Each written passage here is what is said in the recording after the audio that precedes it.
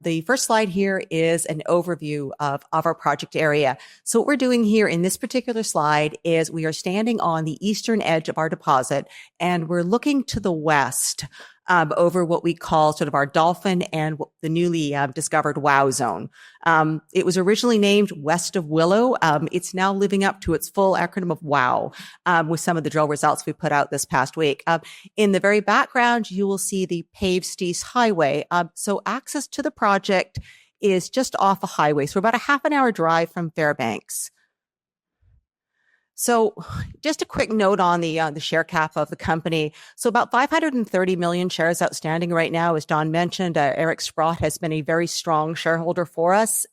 He currently owns just under 29%. So Eric has been involved with the company when we started out at a market cap of 20 million. Today, the market cap is $500 million. So it's grown very, very nicely with him. Again, a strong testament to some of our stronger insider shareholders based here in British Columbia. They've been incredibly supportive. In April, we closed on a financing raising $42 million. Eric certainly participated for his pro rata share, but what we also saw was very strong institutional uptake on that. So we're starting to get the institutional interest in the story. Two assets in the company, our Golden Summit project, which of course is what I'm going to spend the majority of time today on. That is the flagship asset. But we also have another copper gold porphyry project called Shorty Creek. And that really was what we call the sustaining asset for the company. So that particular asset really sustained us during the lower gold prices when no one wanted to talk to us about our Golden Summit project. So Golden Summit, as I said, it's about a half an hour drive from Fairbanks. So we've got a city of about 100,000 people. We're about 5 miles to the north of Kinross's Fort Knox operation. So Kinross has been in operation since 1996. It's always been a reasonably low-grade producer, but they've been innovative and they've done tremendously well. Last quarter, again, last year they produced about 344,000 ounces. I think the grade for last year was about 1.44. And that was, again, because of some innovation, looking at trucking some higher grade ore from about 250 miles away. So again, they've demonstrated that innovation keeps going forward here. So we're seeing that's the main project area. So a little about the project. I've talked to a lot of you today, and it's been interesting because people have a perception of the Golden Summit project. Don mentioned he'd been an investor for the last 10 years. This is a very different Freegold than it was 10 years ago. It's very different Freegold than it was 5 years ago. As I mentioned, a market cap of $20 million in 2020. We as a management team got involved here in about 2011. It took over. And you can see that little graph there where you see meters drilled. So you'll see there's a little meters drilled from 2011 to 2013. 30,000 meters. We put together a fairly good size resource, ambitiously pursued a PEA by 2016. That brought us a resource of about 3 million ounces at a grade of 0.69. So again, not a lot of people looking for lower grade with a little bit challenging metallurgy in Alaska. In that ensuing period, you'll see between 2013 and 2020, effectively no drilling on the project. So it hasn't been a project that's been repeatedly drilled. There was a big, long hiatus in there, about 7 years of a hiatus. We were then exploring our Shorty Creek asset. So sometimes when you walk away from something, you don't look at it and you think, maybe what else can we do with this? What we did know is we had a series of historic high-grade underground producers on the project. We knew they'd taken 6.75 million ounces of gold from the streams that drained the project area. And my vice president and I, we sat down, we went through the block model, we went through the level plans, we went through everything. We said, hey, there's got to be a higher grade corridor. I guess it was the summer of 2019. We went out to everybody. We tried to talk to anybody who would listen to us, and we thought, we can do this. We can demonstrate there's higher grade to Golden Summit. Eric took that first financing in October of 2019. It was done at 6 cents. Effectively, we drilled our first hole. We put out those results in May of 2020. It was 188 meters of 3.69 grams. So it was incredibly vindicating from us. We went from a resource of 0.69 to a drill intercept of 188 meters of 3.69. So what it was is you can see on the map here, you're looking at these sort of historic high-grade underground producers. So you see the Cleary Hill. That's within the main resource area. That produced 281,000 ounces, an average grade of 1.3 ounces per ton. You can see in the photos, they were chasing these narrow, high-grade veins. What's not incredibly obvious here is there's little vein splays that are coming off of that, and that's the target area for us.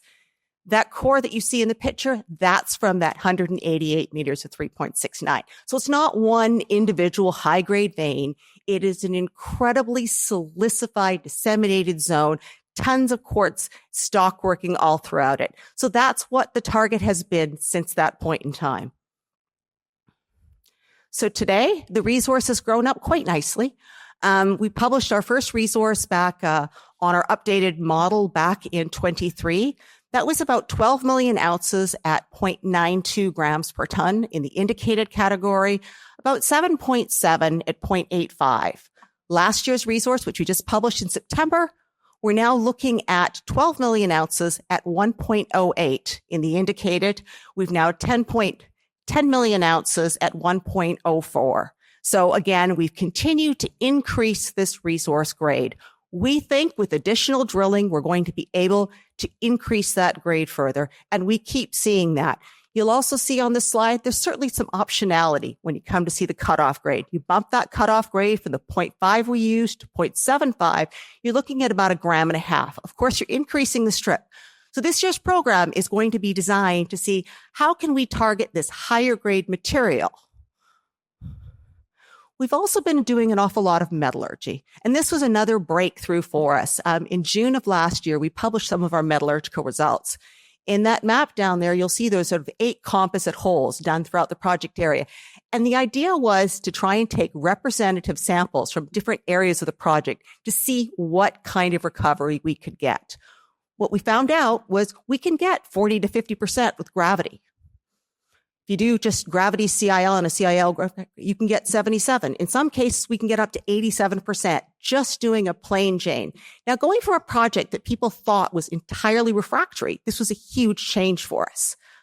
Of course, when we published the resource, we did gravity CIL with the regrind, which brought us down to about a 72% recovery. Now, for those of you who've ever spoken to Eric Sprott, I can tell you, he called me and he said, well, what did you mean? You left it on the table. What's the difference between 72 and 90%? I said, working on it. So we've been working on that ever since.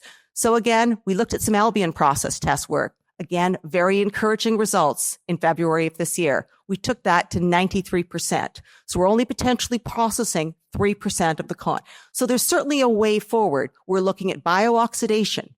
We're looking at POX. We're looking at any way we can to really optimize this because we believe we're going to be able to take this project and start on pre-feasibility by the end of this year. So I just want to give you a little bit of a sense as to how broad these zones are. So on this, it's difficult to see, but those are 200-meter blocks. So it is quite possible to hit 600 meters of 0.8. Yes, you're getting some high grade, but you can see these zones are very, very continuous. In fact, our resource modeler has told me time and time again, it's amazing how homogeneous this deposit really is. Again, what we did at the end of 23 is we were starting to get some inclination that as we move to the west, some of this mineralization might be coming closer to surface. So we stepped out and we went west of Willow Creek, hence the newly named WOW zone. We had some very positive results at the end of 2023, and we spent most of 24 drilling the WOW zone. Again, published some of those results yesterday, and some really nice intercepts. My particular favorite is 20 meters of 6.8 grams. If you cut that to the 90 grams in the resource, that brings it down to about 5.8, but I'll take it. So again, but what you can see again on these sections is as we're stepping to the west, that grade is coming closer to surface. So that again, as we go through this next year, we're going to be continuing to target this WOW zone and stepping to the west. Now there's a soil geochemical anomaly here. So just imagine what you've got here. You've got this WOW zone, but there's another equally strong soil geochemical anomaly that extends for another 1.5 kilometers to the west. So lots and lots of room for further exploration. So what I love, it can be a development story with all the cachet still of an exploration story. So this year, we have some key catalysts coming up. So we are expecting to take the 25,000 meters of drilling that we did in 2024, and we'll incorporate that into an updated mineral resource. We are expecting to publish that by the end of June of this year. We will have additional metallurgical results.